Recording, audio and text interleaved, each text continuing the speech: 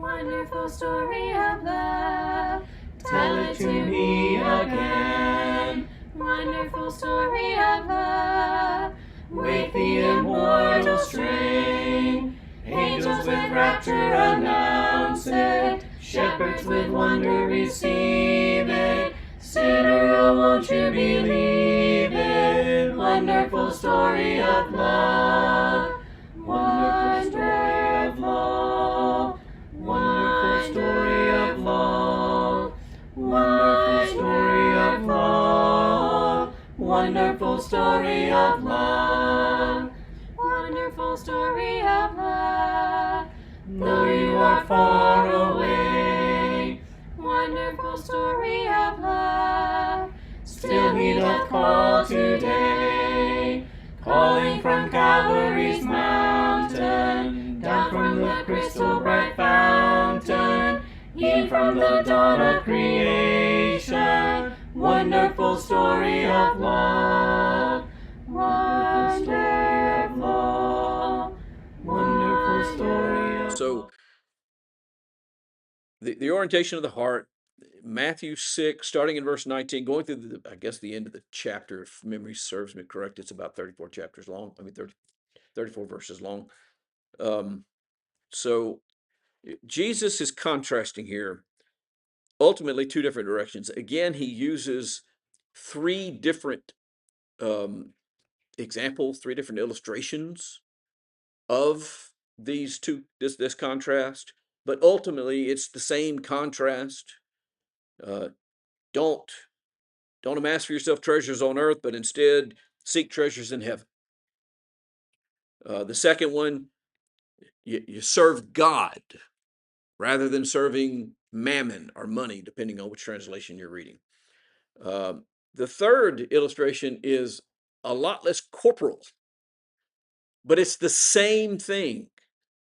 Anxiety versus trust in God.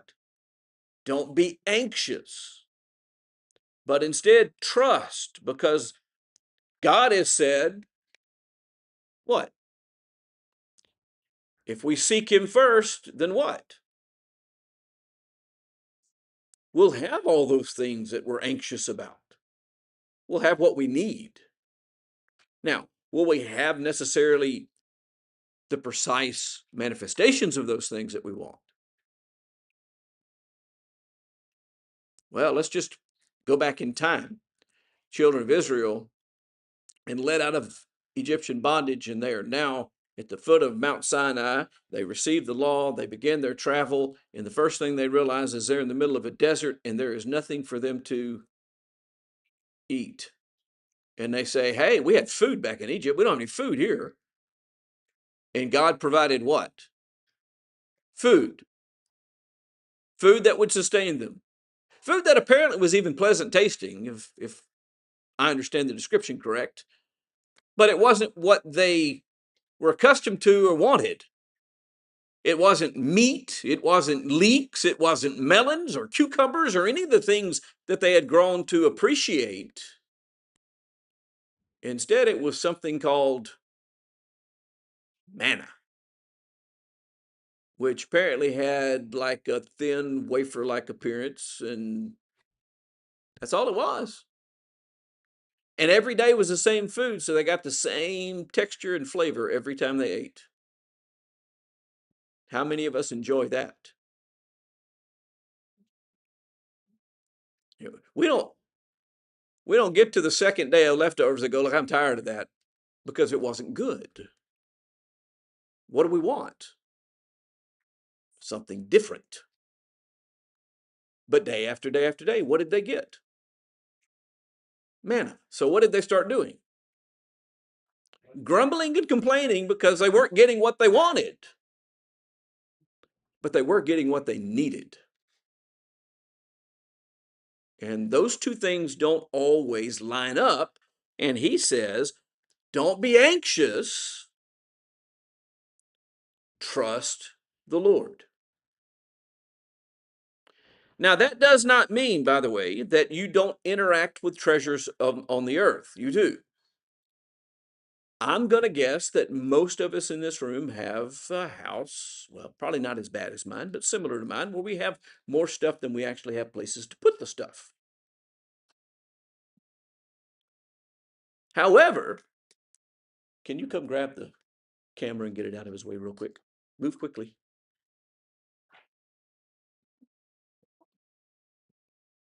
Thank you.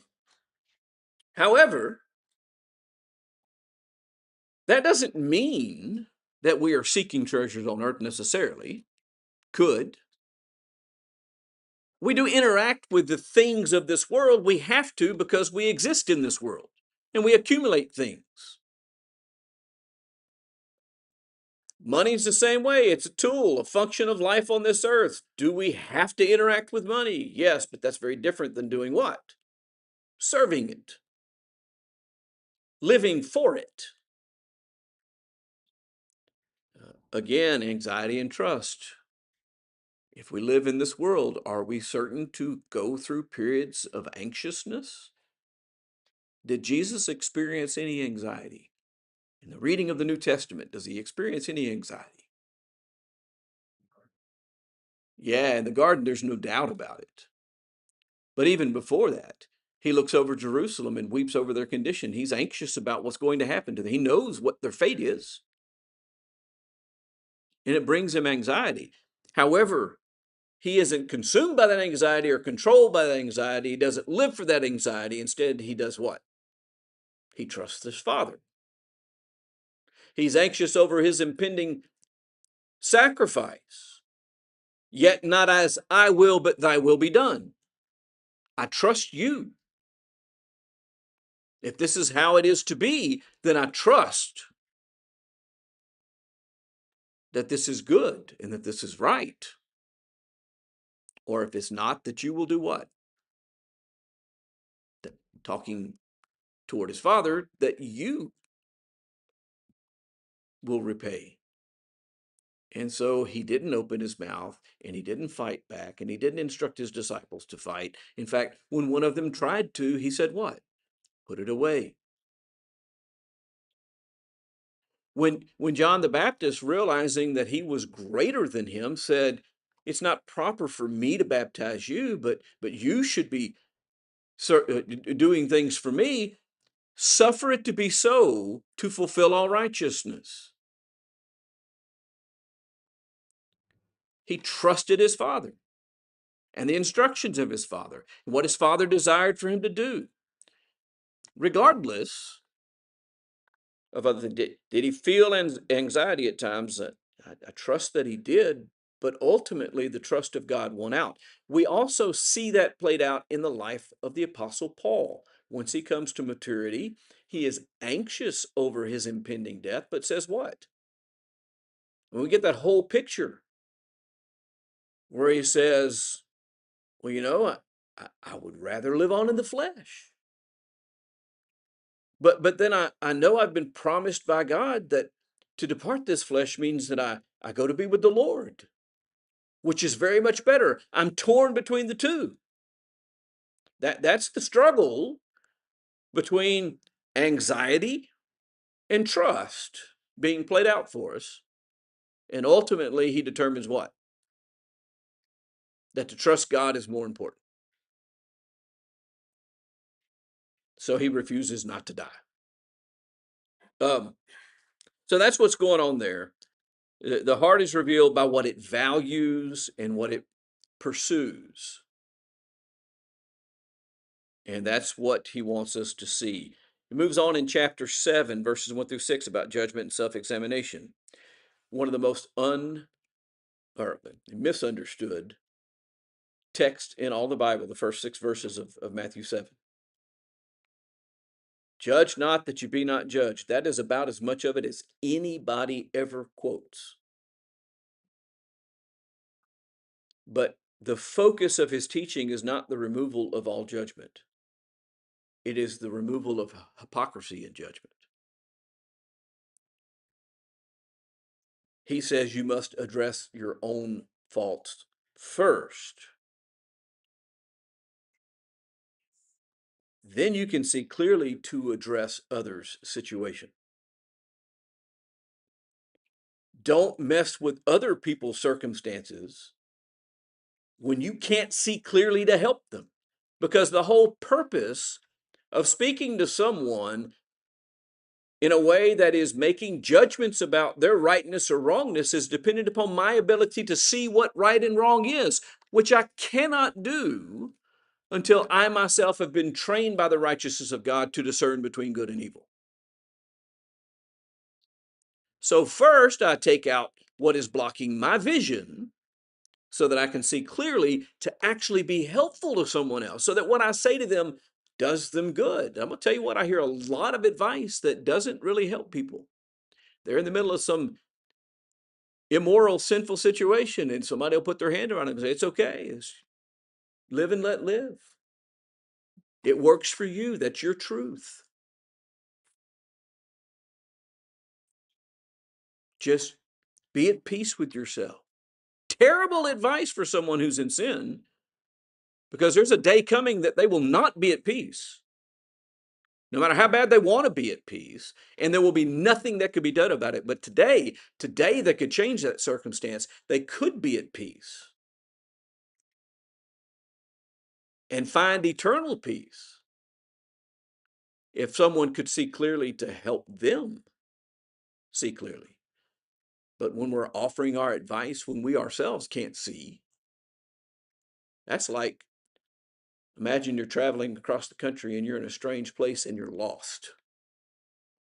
You have no idea where you're going and no idea where anything is. And someone comes to you and says, hey, I'm looking for a gas station. Where's the nearest gas station? And you start giving advice. Well, go down this road and take a right.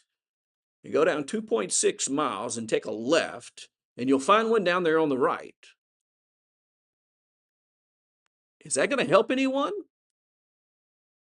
Absolutely not. Not only do you not know if there's a gas station there, you don't even know if the road's there.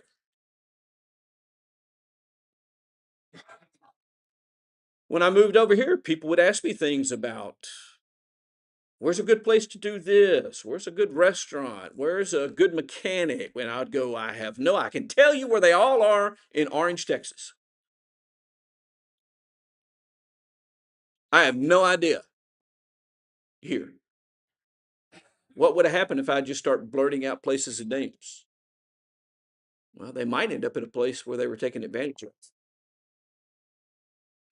and where harm came to them instead of good. Same thing when it comes to life experiences. First, learn what God defines righteousness as and start practicing it yourself. Then you can make better judgments in helping others to straighten their life out. It's the hypocrisy, not the judgment itself. The measure with which I judge others, if I use a false judgment standard on you, what is going to happen to me when God judges me? I will be condemned. So it matters. Verses 7 through 11, dependence on the Father. Ask, seek, and knock. That's a somewhat well-known passage, at least among religious people. The Father is portrayed as one who gives what is good. You know what the emphasis is? Not on getting things. That's not the emphasis. What's the emphasis on? I'm sorry? Okay, seeking and relying upon what God provides. If I'm knocking on a door and it's not opened, it's not because God is refusing me something. It's because I'm knocking on the wrong door.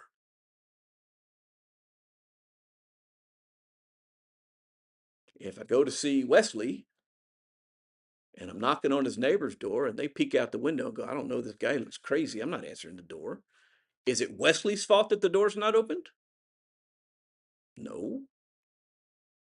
If I'm asking amiss, as James would put it, is it God's fault that I'm not receiving? No. What he's ultimately saying here is ask, seek, and knock according to God's righteousness, and you can be certain that he will answer, that you will find him and that the door will be opened. Trust God. And then verse 12, which kind of stands by itself. He summarizes the entire law in practice. Whatever you wish that others would do to you, do also to them, for this is the law and the prophets. What do we call that? The golden rule. The intent of the law is expressed not in what I get. The intent of the law is expressed in how I relate to others, what I do to serve others, how I help others. You can express it in many different ways, but he says, when it comes to interacting with other people, and I would say particularly with those who are under your control,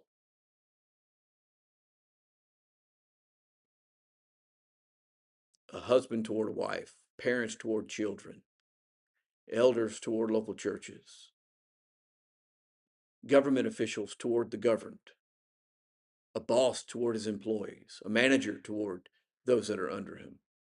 Particularly in those kind of unequal situations where one holds the power and the other doesn't, before you exercise any power, ask yourself, how would you want that power exercised on you if you were in the weaker position? How do I want God to treat me? Well, I want him to treat me mercifully. So I must do what? Show mercy. I want God to work to save me.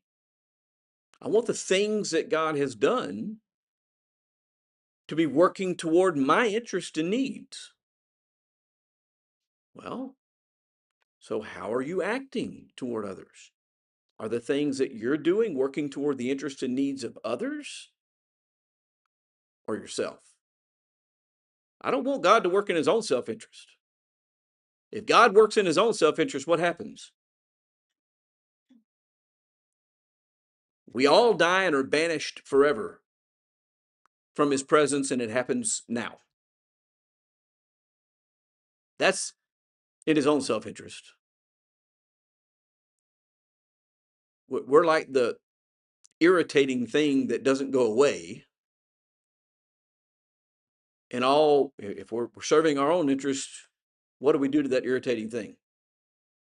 Okay, let's imagine it's a mosquito in South Louisiana, and it's buzzing around you and biting you. What do we do to that mosquito? We destroy it. That's what we do. Get rid of it. It's annoying.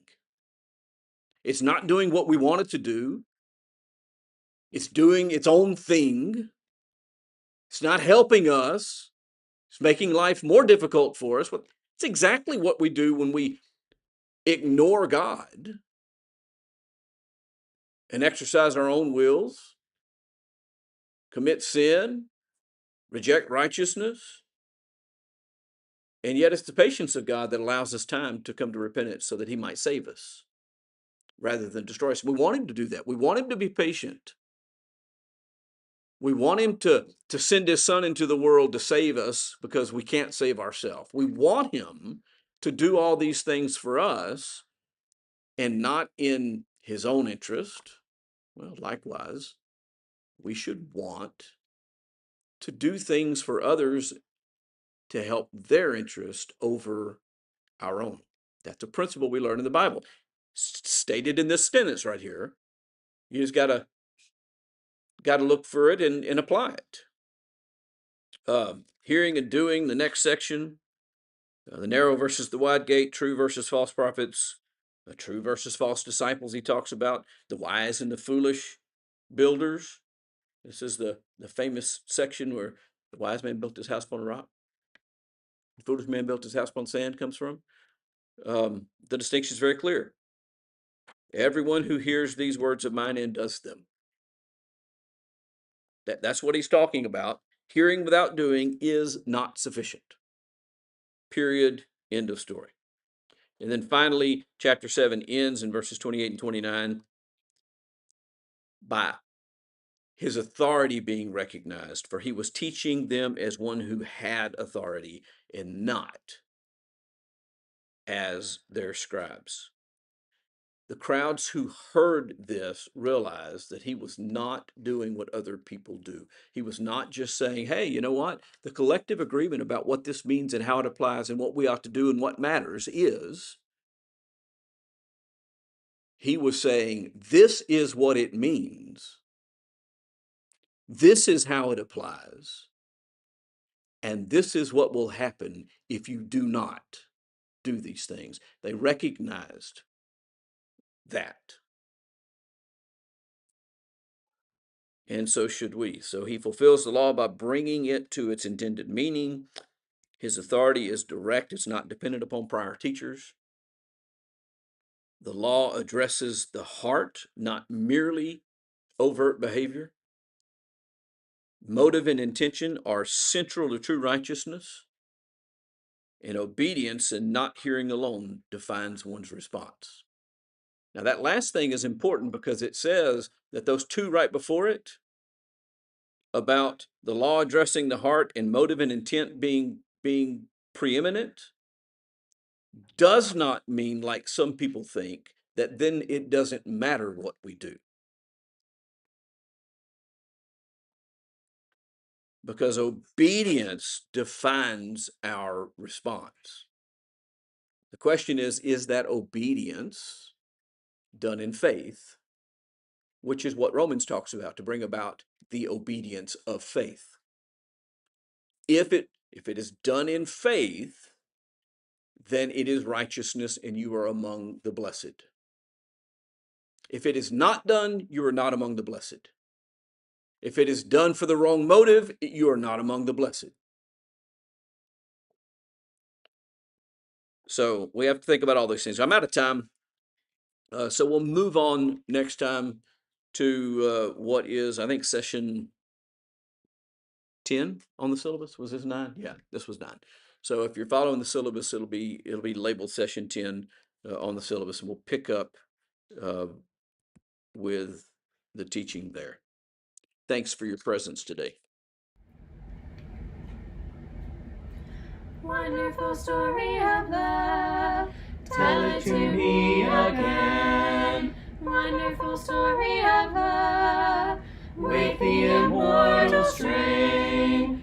Angels with rapture announce it, shepherds with wonder receive it. Sinner, oh, won't you believe it? Wonderful story of love, wonderful story of love, wonderful story of love, wonderful story of love, wonderful story of love.